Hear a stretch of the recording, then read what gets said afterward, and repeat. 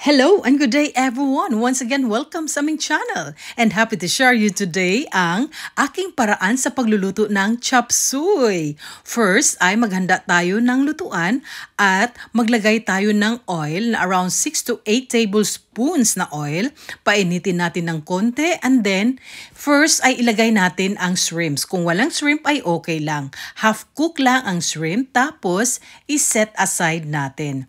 Ayan, pagkatapos ay yung mantika na naiwan ay yun yung gamitin natin sa paggisa ng sibuyas. 1 large onion yung gamit ko dito.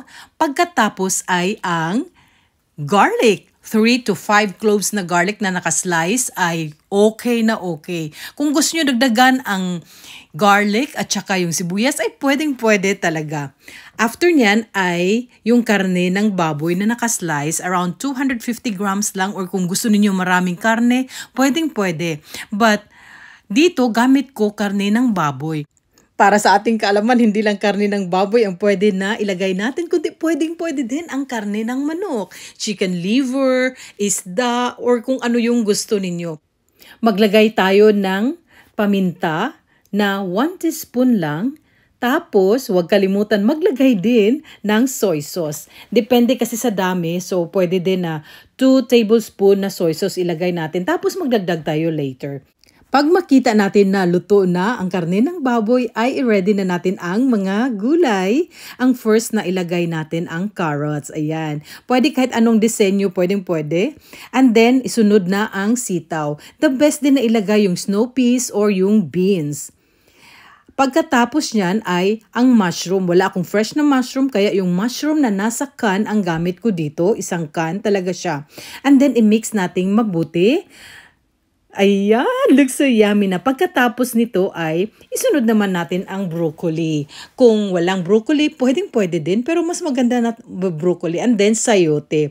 Yung sayote na galing sa aking garden dito sa France.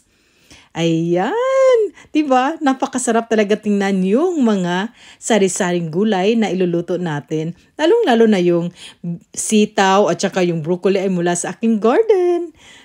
Pagkatapos nito na mix natin ay huwag nating kalimutan na ilagay ang repolyo. Pero itong klase na cabbage dito sa Europe ay medyo matigas siya kaya inuuna ko siya kaysa sa corn. And then nilagay ko din yung paprika or yung bell pepper na color red at saka green. Ayan, di ba? Napaka-colorful at healthy na healthy talaga. Nakakamiss talaga mga pagkaing Pinoy kaya nagluluto talaga ako dito kagaya nitong chop suey. And then, huwag nating kalimutan maglagay ng seasoning. Naglagay ako dito ng Knorr powder or pwede sa atin yung Magic Sarap na 1 teaspoon. Tapos, kung kinakailangan magdagdag ng soy sauce, depende kasi sa dami ng niluluto ninyo. Hindi tayo makapagsabi na 2 tablespoons lang kasi depende yan sa dami ng gulay na ilalagay natin. After nyan, i-mix nating mabuti na mag-combine talaga yung mga seasoning, tapos yung soy sauce na nilalagay natin. Wow, I can't wait talaga. Ito, pagkatapos nito ay takpan natin. And around 3 to 5 minutes ay i-check natin yan. At wow! Hindi ako gusto ng chop suey na yung overcook. Gusto ko yung medyo half cook.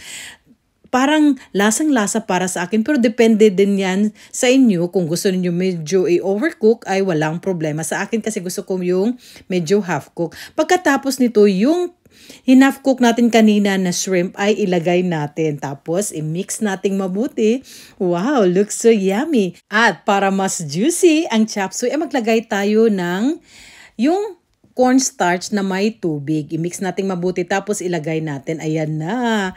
Wow! Ito yung parang magpapa-sticky na juicy sa chop suey. Of course, meron naman yung nakapack na ready na nalagyan ng tubig. Pero yung nakasanayan ko ay yung cornstarch na lagyan ng tubig. Ayan! Ready na ang chop suey. Ready to serve. Looks so yummy. Medyo half cooked. At ito talaga ang the best. yung makapagluto tayo ng mga pagkaing Pinoy kahit andito tayo sa ibang bansa at yung ibang gulay ay mula sa ating garden. Happy to share you my version of chop suey. Sana ay nagustuhan ninyo ang aking version sa pagluluto ng chop suey. Very easy, quick at saka napakasimple talaga. Wow na wow talaga pag tayo ang magluluto. Sana naman ay huwag ninyong kalimutang i-like, share at subscribe ang aming channel. Thank you, at God bless us all.